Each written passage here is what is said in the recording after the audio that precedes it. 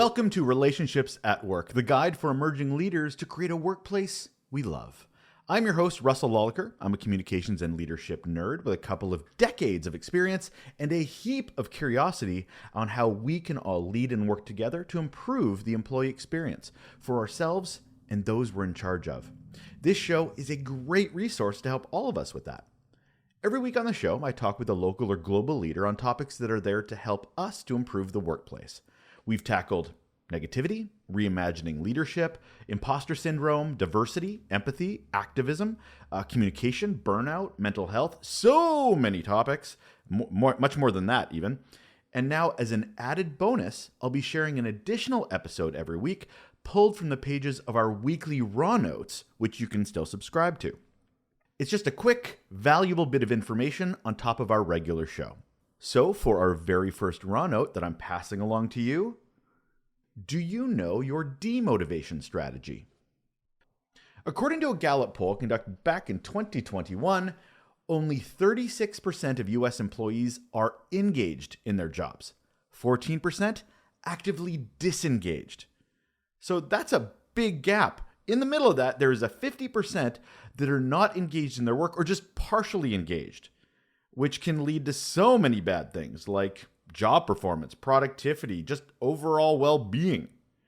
This statistic kind of went hand in hand with a recent post from a former guest of ours, Jeff Toyster, who posted on LinkedIn something that has just been resonating with me for a while now.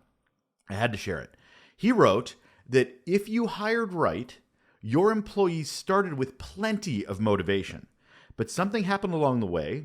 They encountered things like broken systems, siloed departments, inflexible policies, insufficient training, lacking empowerment, things along that nature. Those issues demotivate your team. If you fix them, you'll restore their natural desire to make a difference for customers. Okay, so this has been ruminating in my brain. Okay, if everybody that applies for a job is by nature motivated because they're excited to start a new job, what are we putting in the way of all that? I was looking back at my own career and those I talked to in their own jobs are having challenges. Whenever I've felt demotivated or when I've heard stories about demotivation, it had far more to do with what I wanted or what they wanted to have removed than what they wanted added to their experience.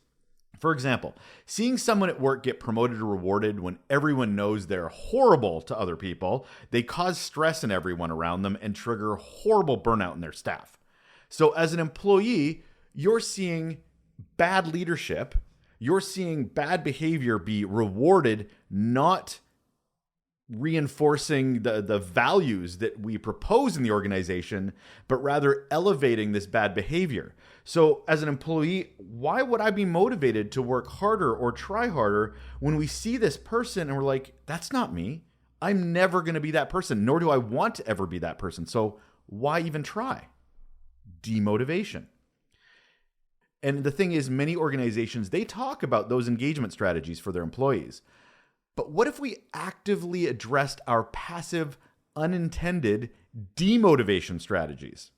Now, I understand that there's no organization that actively works to demotivate their staff, but they do it. Whether it's by not following protocols that they've put in place, or they turn a blind eye to it, I don't know what it is.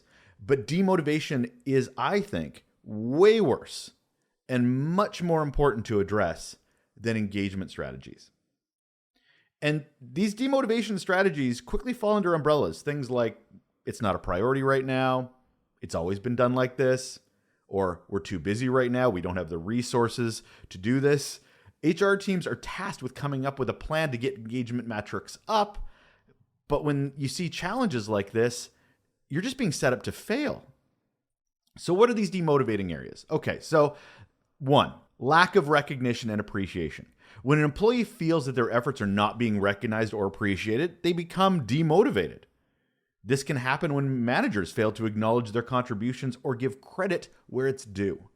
It doesn't need to be a big gesture. It can be small. It can just be, good job, great, love to see what effort you put into that. You made this better by bringing up a new idea. Just something off the cuff. It doesn't need to be a big song and dance. Number 2, poor communication. When managers fail to communicate effectively with their employees, it can just lead to confusion, misunderstandings. In a word, demotivation. Employees need clear direction, goals, feedback in order to perform their best. They shouldn't have to have an interpretive dance to try to figure out what you mean. Be clear. Number 3, micromanagement. When managers micromanage their staff, it can make them feel like they're not trusted or valued, which leads to frustration and that lack of motivation. Number 4, unfair treatment. I talked about this off the top. When employees feel like they're being treated unfairly, and this happens when managers show favoritism, they play politics, or make decisions that seem arbitrary or unjust. Number 5, lack of opportunities for growth and development. When employees feel there's no room for growth or advancement, why would they be motivated? They're demotivated. When they see their work and there's no place to go to next or thing to learn next to help them advance, to help them grow, what are they working towards? And this happens when managers fail to provide training or opportunities for that career development without even having those conversations. Number 6, overwork and burnout. When employees are overworked or constantly stressed, it can lead to burnout and demotivation. They don't have the energy to be motivated. And it happens when managers fail to manage those workloads effectively, listen to their staff, listen to what is possible, or they just don't provide adequate support. Number 7, there's 8 by the way. Number 7, a negative workplace culture.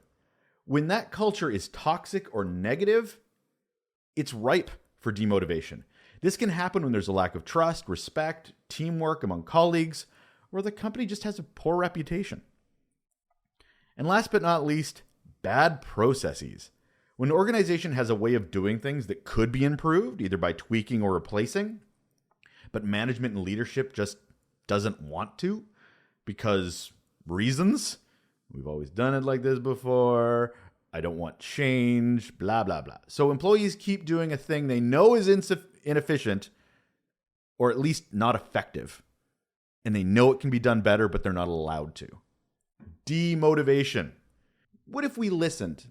But not only listened, we partnered with our employees on removing barriers to improve the employee experience rather than adding more activities that don't actually ever get to the root of the disengagement and just further demotivate staff. So your organization does have a demotivation strategy, whether it's intentional or not. I bet you it's not intentional, but I bet you it's also still pretty effective. Have that strategy be about removing those demotivating factors in your organization. It'll be one of the most motivating things we can do. And that will wrap up the very first raw note of Relationships at Work, the Emerging Leader's Guide to Creating a Workplace We Love. My name's Russel Lolacher. Thanks for listening to this. And if you get a chance, please check out our show on the now launched YouTube channel. Do the liking, do the subscribing, and I hope you enjoy it. It's you get to see our smiling faces while we talk about the employee experience and workplace culture. So I hope you'll join us over there as well. Take care.